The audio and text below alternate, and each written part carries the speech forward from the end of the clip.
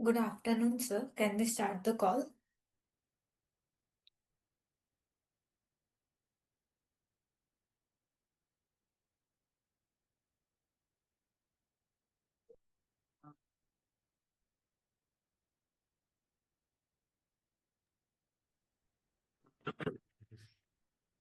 Good morning.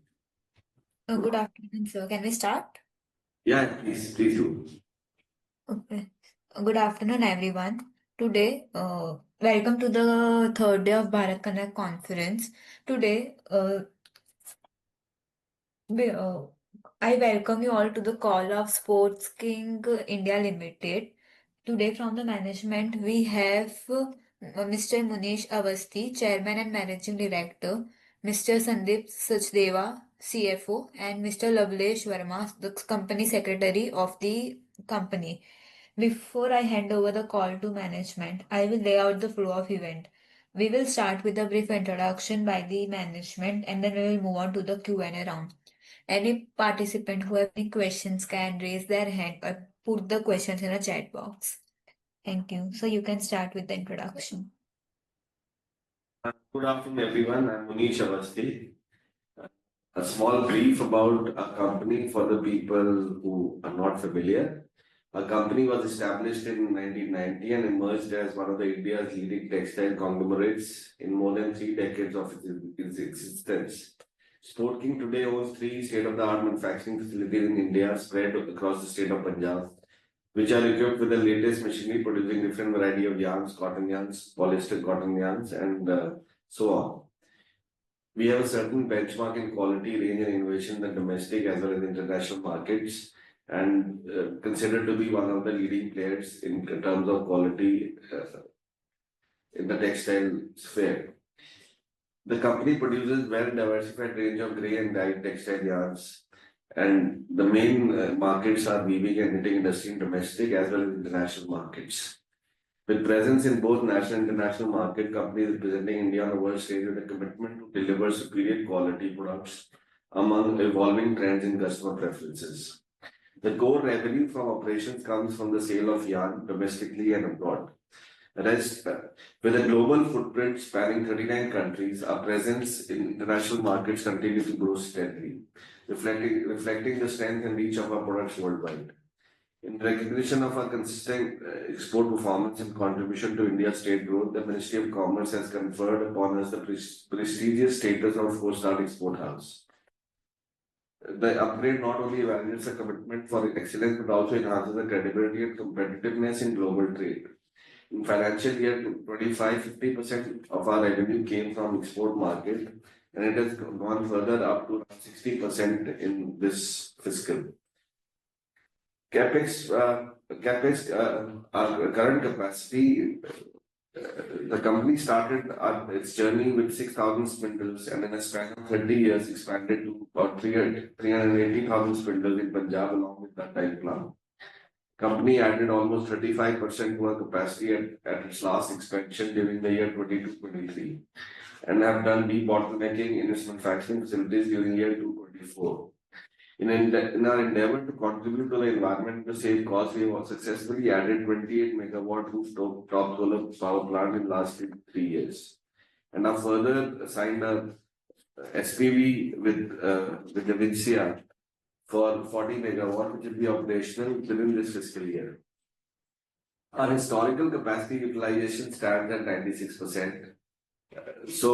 Looking at our current balance sheet and our current capacity utilization, we have decided to go with a future expansion in the state of Odisha, aimed at boosting our spinning capacity by approximately 40%, increasing our current spindle count from 380,000 to around 540,000 spindles. The project entails a total investment of roughly 1,000 crores, which will be financed through a combination of term loans and internal accruals. The capex program is expected to be completed within the next 12 to 15 months. The major reason for selecting Odisha was for diversifying geographically.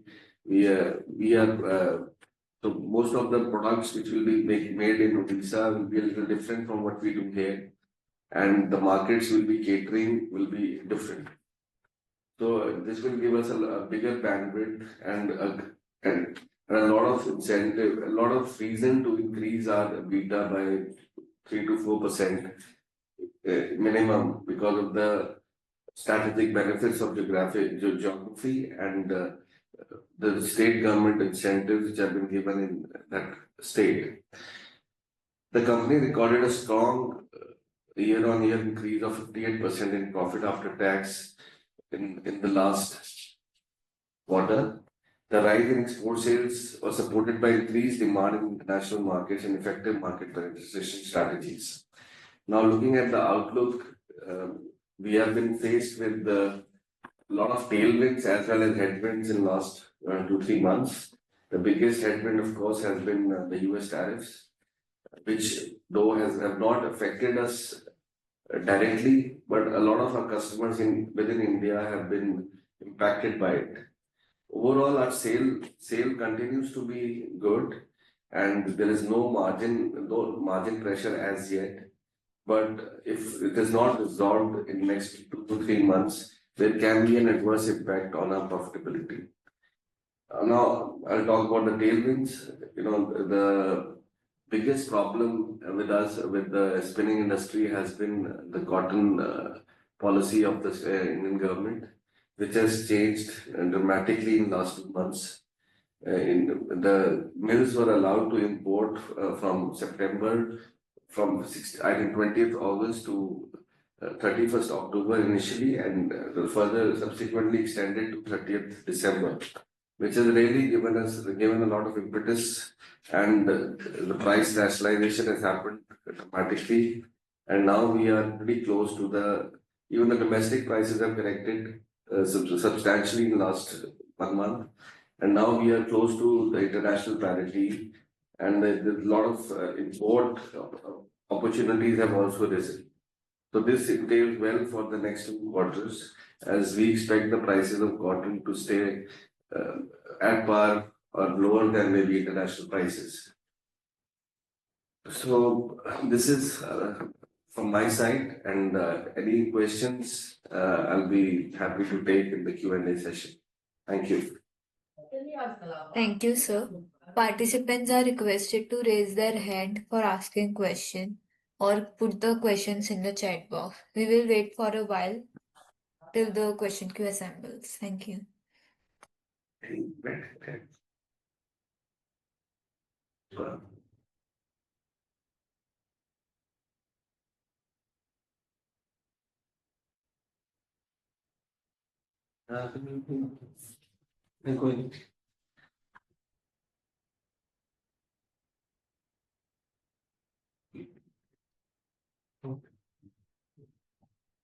good.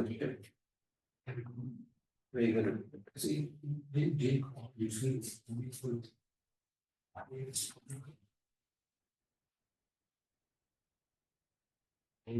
there is a question in the chat box.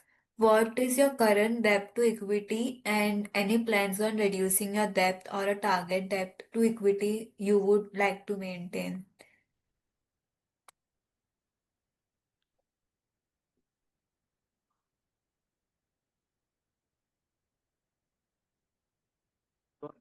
debt to equity is around 0.37, point 0.37.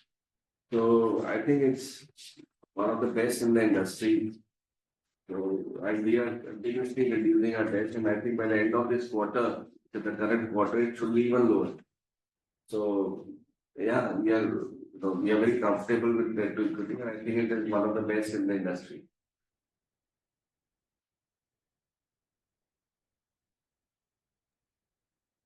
Okay, sir. And sir, how is the competitive intensity in the yarn market, especially from Chinese firms in polyester yarn market? It's gotten better in last couple of months. I think the intensity in polyester yarns is relatively less. I think the Chinese economy is doing better than before, and their dumping has noticeably, come down a little bit. But yes, in polyester, which is not our main product, it just has, our share is just 2-3% of our revenues. But by what I hear, that the stress is a little less, but nevertheless, it's still there. So the next question is, could you guide upon impact of US tariff and how much impact is expected and any shortage in demand expected from US? So this is a very interesting thing, which is very dynamic and it's evolving every day. So right now, the impact of U.S. tariff is there, but it's not very noticeable. I think that most of the big players are continuing to export to US and they're ready to take losses in short term to maintain their market share. But of course, if it carries on for too long, then we might see a bigger impact. And shortage in demand expected from US, it's a very difficult answer to give because if you the inflation pressures in USA have not been as per what people expected, and so it's an evolving situation. So it is basically depends on how the US market and how economy behaves in next 3 to 4 quarters. But right now, it doesn't give us any indication that there's going to be any shortage in demand as such. Okay, so the next question is, what will be your peak revenue potential with the new capacity addition and by when will you reach that? So the the first phase of 150,000 spindles, which we expect to commission fully by within next fiscal. So we are looking at the revenue addition of about 12 to 1300 crores and reaching a potential revenue of 3600 around 36 to 3800 crores. And we expect to reach it by hopefully by first quarter. The run rate should be coming from first quarter 27-28. The next question is, what is your guidance for FY26 revenue growth, EBITDA margin and capex spend? So this is the current year you're talking about. So we expect to maintain our margins uh, at where we are in first quarter and maybe improve a little.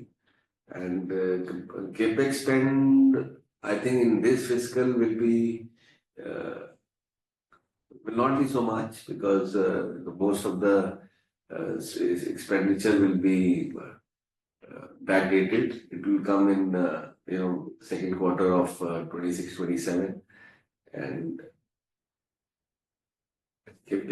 looking ahead at 27 post expansion. So financial year 26-27 we don't see, yeah, we might see a slight addition in top line, but it's very difficult for me to say how much will be. I think, yeah, partially our project will be commissioned in the end of next year, or maybe by September. So we might get some amount of turnover in last two quarters. But right now, if you tell me, I won't be able to give you exactly what it will be. And yeah, EBITDA level, of course, when we are in production and when we execute that plant, we expect to improve the EBITDA margin by at least 300 to 400 points on our full turnover Okay, because of the plant. Yeah. and sir, how do you plan to sustain this double-digit growth as seen historically? So I think with this our new expansion, we will be, we plan to sustain it by, we have taken a bigger space there where we can grow organically there in Odisha. The plans are once we stabilize this plant, then yeah, our next. So we have a lot of plans in place. So yeah, I think we are very confident to maintain this and maybe improve on this going forward.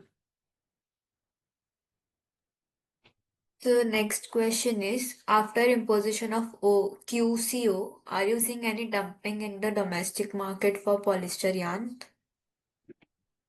So this question actually I don't understand because the QCO is actually meant to stop imports. So I think uh, imposition of QCO has actually helps the domestic industry and it helps them to not to dump.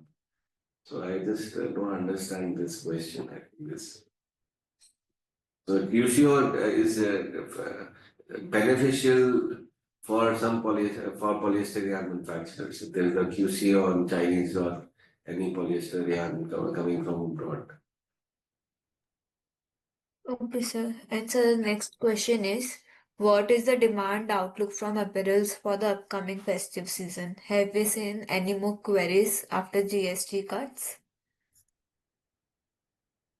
Yeah, I see domestic market. It's, these next 6 months always are good. With the upcoming festive season. But this GST cuts, which have been uh, they have just come into being yesterday, 2 days back. It's very early to call, but yeah, the vibes and the sentiments are definitely very positive. But to really know, how they're affecting the sales will be knowing after maybe, about a month. Will be more clear after a month. Okay, sir. So the next question is, any update on compliance with the international standards to maintain export competitiveness? So, of course, as we are exporting to 40 countries and we are exporting to all the big brands. So compliances is something which is very important and we are well compliant company and so we are nominated by many leading brands, and yeah, we put up a lot of effort and energy in how sustainable in the sustainable practices and we take pride in our compliances.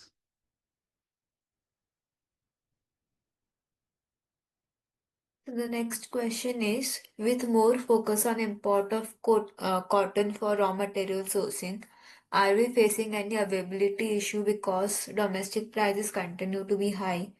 And also with the lower or stable oil prices, do you see yourself shifting more towards polyester yarn? No, actually not actually. The things have changed with the government cutting the import duty and exempting the import duty. The local prices have also come down substantially. And we are right now, you know, we've got most competitive raw material prices since last 2 years in India. So yeah, we are very bullish on the prospects for stable cotton prices and competitive cotton prices for the foreseeable future. So yeah, that issue which was there, maybe in our last earnings call has been resolved this time, and that was one of the impediments in in the EBITDA, the pressure on our EBITDA margins was because of that. So that has been relieved to some extent. And yeah, but no, we don't have any plans to shift to polyester.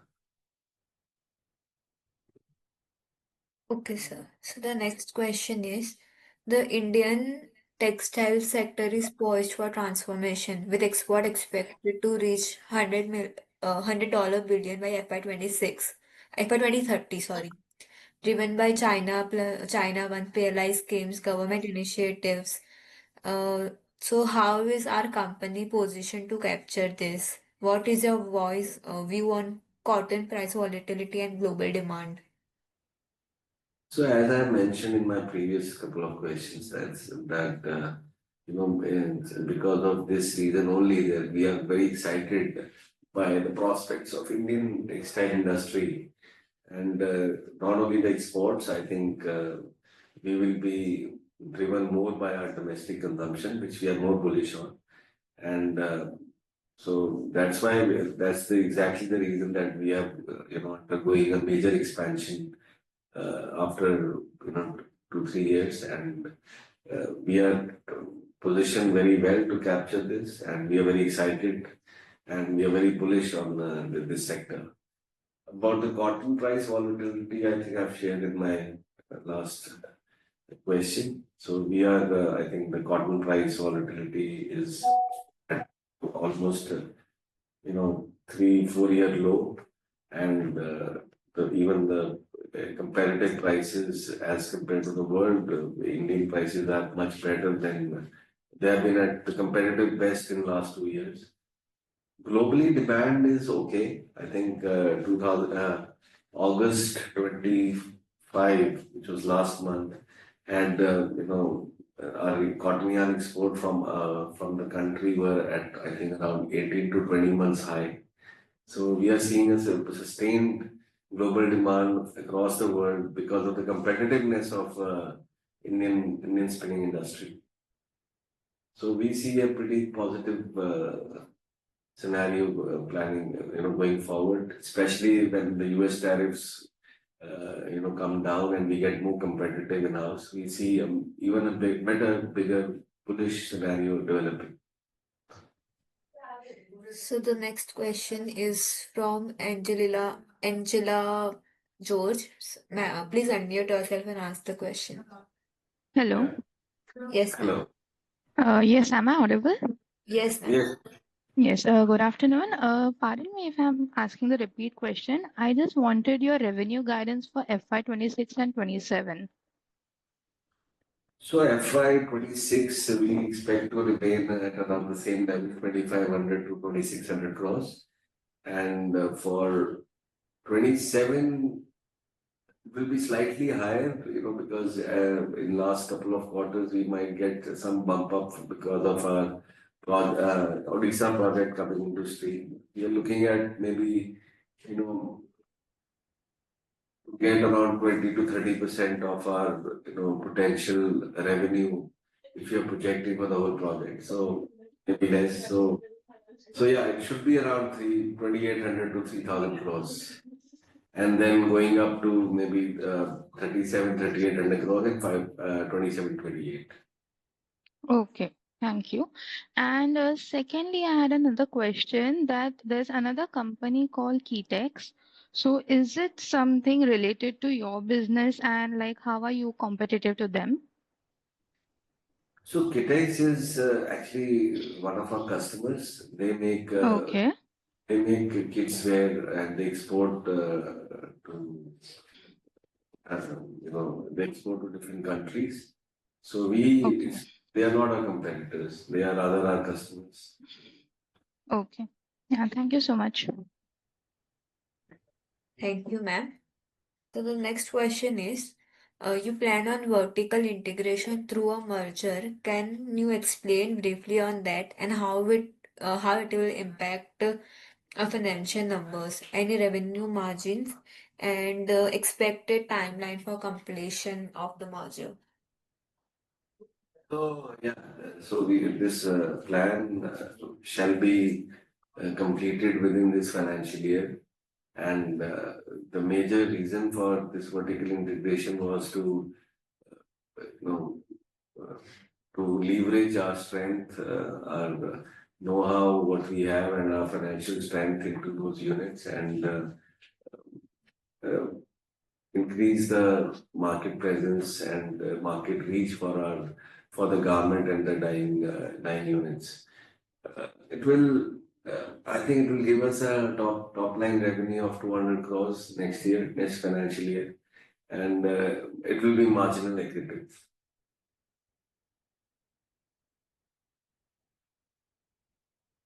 Okay, sir. The expansion of the new plant is on Odisha land. So have you leased the land or do you own it?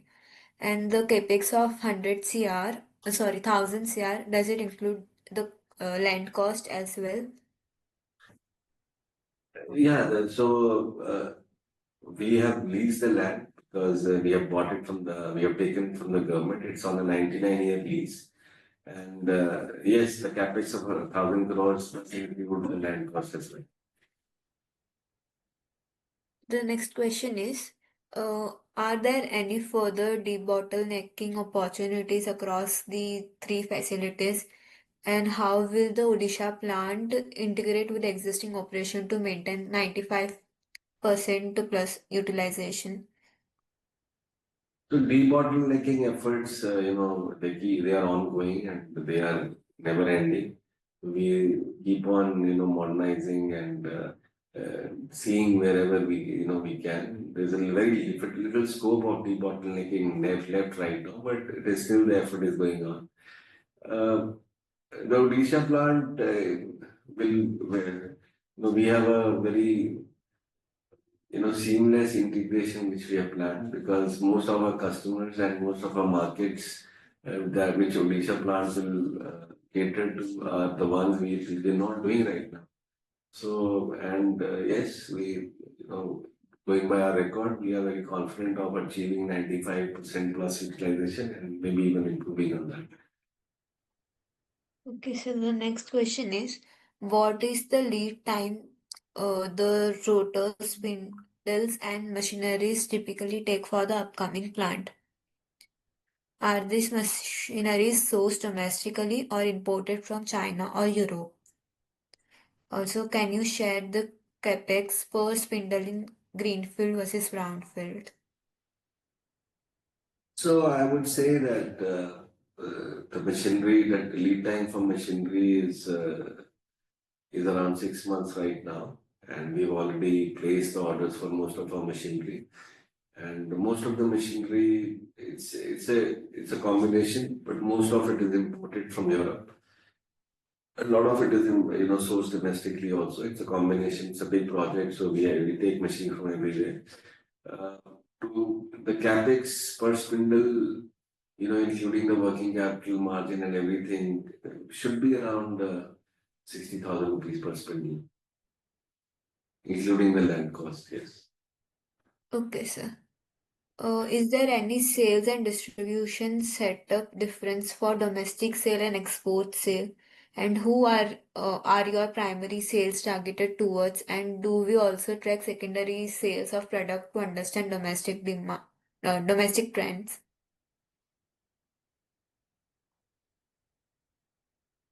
I didn't understand your question. Can you repeat it? Yes, sir.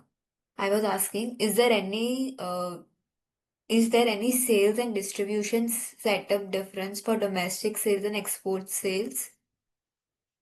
Of course, yeah, definitely we have separate teams looking at it. There's a separate team which looks at domestic market, and there's a separate team which looks at the international market. So yes, we have the two teams working parallelly for both the markets. And sir, who are your primary sales targeted towards? And also, do we track secondary sales of product to understand demand trends? Of course, our basket is well distributed. So we have, I think, a ratio of export and domestic is evenly distributed at 50-50, like 5%. Sometimes domestic is more, sometimes export is more. And of course, we meet our customers on a daily basis, or we talk to them, and definitely, it's very important for us, to foresee what is going to happen and to know how they are feeling the sentiments. So we engage with them continuously and to know what the trends going forward. Definitely. Okay, so there is a one last question. Are there any white space you see in your product portfolio that you think is an emerging trend and you should cater to? Sorry, I didn't get your question. Sir, are there any white space you see in your product portfolio that can be Any seen what? as an emerging trend? Any what? Any what space? Any white space Any white space for me to what? in your product portfolio that can be seen as an emerging trend, and you should also start catering into it. Yeah, there are many, this keeps on happening. It's, we have a very flexible plant here and what we are, planning in Odisha. So this is a ongoing process. We keep on developing in-house. Our R&D team is pretty strong and we keep on looking at the emerging trends. And we are very flexible in changing, the product mix or whatever the customer needs or whatever the new trends are emerging. And we are very open and very flexible company when it comes to that. Okay, sir. So, then, Angela ma'am, you can unmute yourself and ask the question. Hello.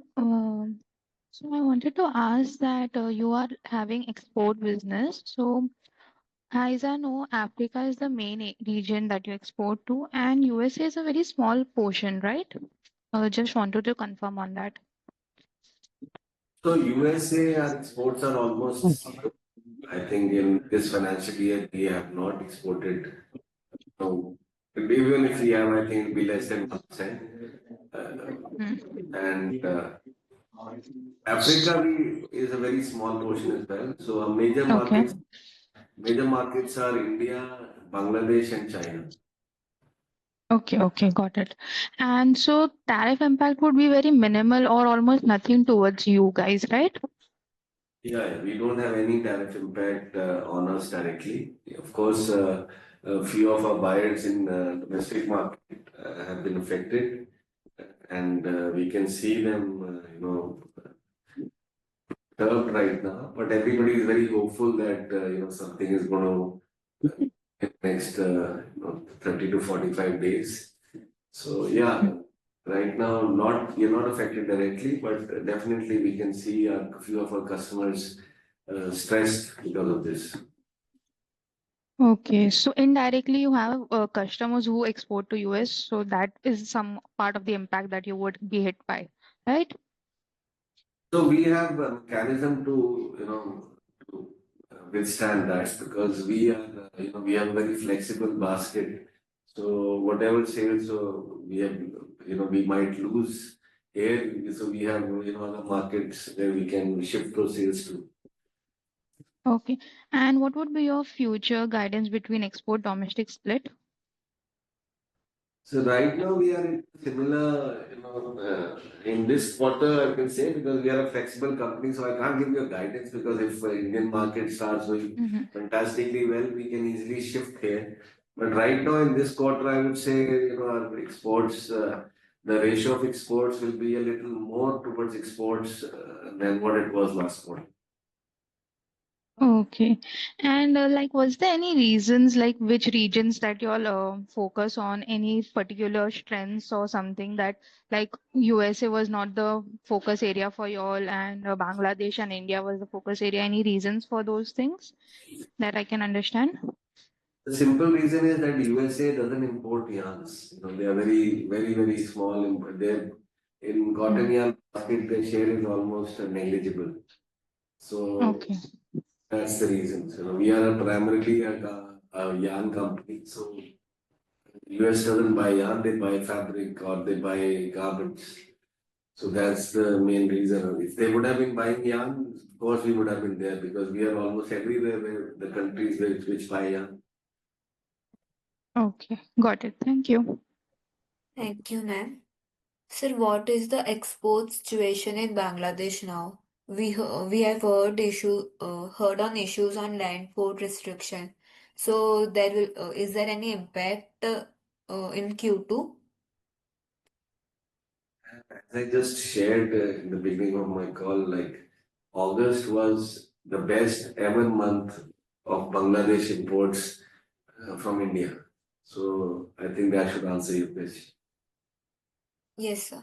Sir, also, can you share some insight on the demand in the domestic market by geographies?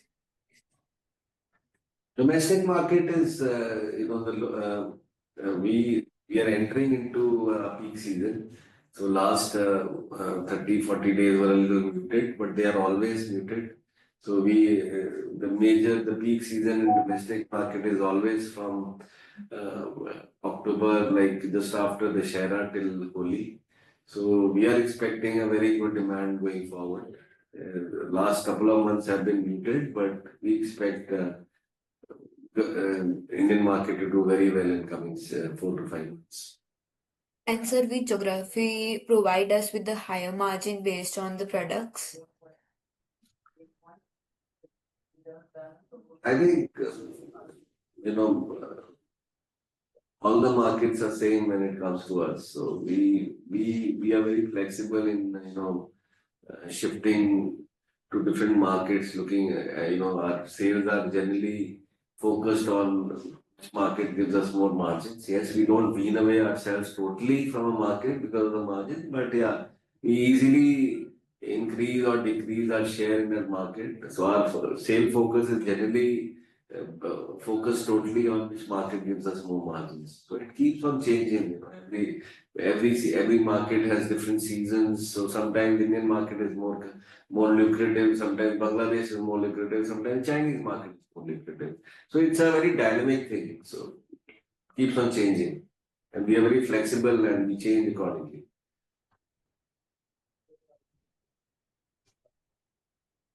So the next question is, your presentation mentions an SPV for solar power plant with capacity of 40.3 megawatt for supply of power to companies Batinda and Ludhiana unit for 25 years. Sir, any updates on that timelines? As I mentioned in my monologue that as per our contract, we are supposed to get that power starting 1st March 2026. And right now, everything is going as per plan. So we expect, the SPV to start delivering us the power from 1st March And, 26.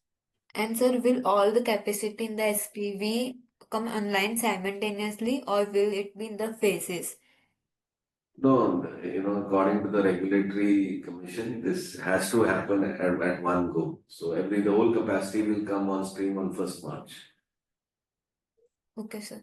Angelina ma'am, do you have any other questions as you have No, raised your no, hand? Okay. no, my Okay, thank you. As there are no further questions, we would now end the call. I would like to thank the management and participants for sparing their time and giving insights about the company. If any participant have any further questions, they can get in touch with the Adil Capital's team. Thank you.